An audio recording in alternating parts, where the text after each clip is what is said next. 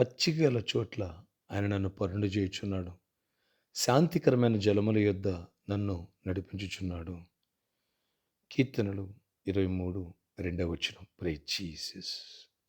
ఈరోజు August 14 Wednesday. Good morning పరలోకనిస్తున్న సంఘ బిడ్డలకు, ఆత్మీయులకు, దైవజనులకు, ఇతర రాష్ట్రాలు, ఇతర దేశాల్లో ఉన్న ప్రియులందరికీ కృపయు క్షేమము సమృద్ధిగా విస్తరించునుగాక. ఆమేన్. ఫ్రెండ్స్, ఇక్కడ దావీదు అంటున్నాడు, సాక్ష్యం ఇస్తున్నాడు. పచ్చిగల చోట్లే ఆయనను పరుండు చేయిస్తున్నాడు. శాంతికరమైన జలముల యొద్ద నన్ను నడిపిస్తున్నాడు. ఏంటి పచ్చిక? ఆత్మీయమైన పచ్చిక, ఆర్థికమైన పచ్చిక, ఎస్, మనశ్శాంతి, కుటుంబంలో హ్యాపీగా ఉండేటువంటి పచ్చిక. ఇలా 3 రకాలుగా మనం దీన్ని థింక్ చేయొచ్చు, అర్థం చేసుకోవచ్చు. అలాంటి చోటే దేవుడు తన బిడ్డల్ని పరుండు చేస్తాడట. శాంతికరమైన జలముల యొద్ద.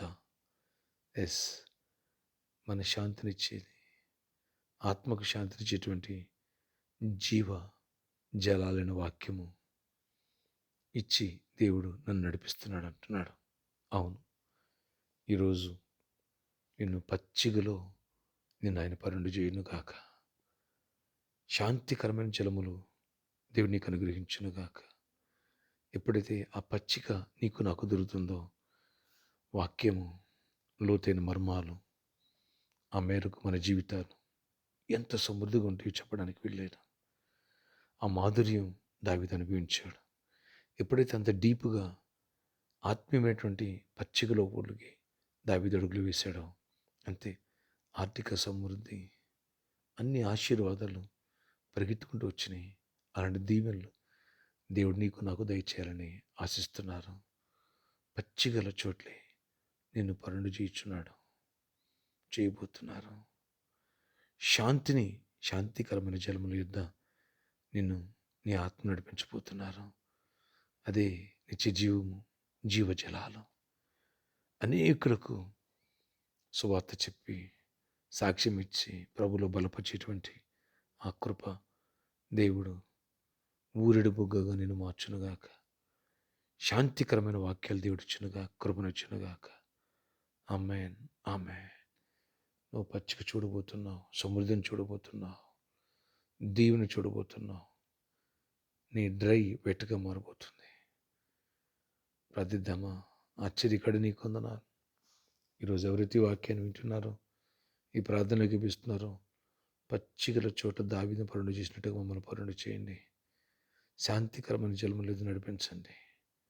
అయ్యా, మా ప్రాణమునకు సేద తీర్చి నీ నామాన్ని బట్టి మమ్మల్ని నీతి మార్గంలో నడిపించండి. నీ కృపగల కార్యాలు చేయండి. ఏ వ్యతిరేక శక్తులు వాటి ప్రభావాలు ఎక్కడ ఏర్పడి చేయనివ్వద్దు.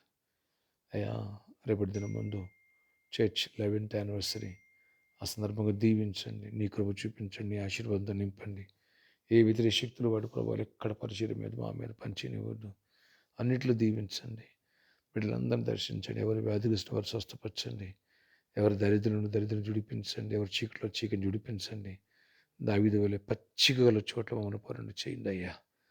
శాంతినివ్వండి, దీవెనలివ్వండి, జీవజలాలు మాకు అనుగ్రహించండి, నిజ జీవాన్ని ఇవ్వండి. ఇక్కడ కూడా అనేకులకు నీ ప్రేమను చాటాల సాక్ష్యం ఇచ్చే కృపనివ్వండి. దీవెనతో మీరుతో నింపండి. జాబ్స్ ఇవ్వండి, యాక్స్ ఇవ్వండి, ఫైనాన్షియల్ మిరాకిల్స్ చేయండి, గుడ్ హెల్త్ ఇవ్వండి. శ్రమలు గుడ్ హెల్త్ ఇవ్వండి. ఎవరు హెల్త్ ఇష్యూస్ ఉన్నాయో అవన్నీ సాల్వ్ చేయండి. ఎవరికి పీస్ ఆఫ్ మైండ్ ఇవ్వండి.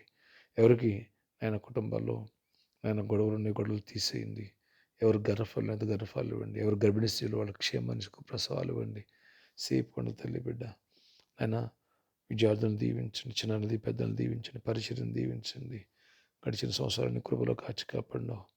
మరొక్క రోజులో మరొక నూతన సంవత్సరాన్ని ఇవ్వబోతున్న పరిచర్యకి అలిపాడు నాకు, దీనదాసుడు నాకు కృప ద్వారా కార్యాలు చేయండి.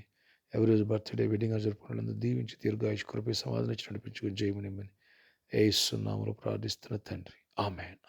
ఫ్రెండ్స్, రేపటి దినం ముందు మన చర్చ్ యానివర్సరీ, యాక్చువల్గా August 15th, సేమ్ డే నా బర్త్డే. ఆత్మీయ తండ్రి నా కోసం ప్రేయర్ చేయండి. మీ ప్రార్థనల ద్వారా నన్ను బలపరిచి దేవుడు వాడుకున్నాడు గాక. ఆమేన్. ప్రేయర్ చేస్తావు కదా. God bless you all. Have a nice day.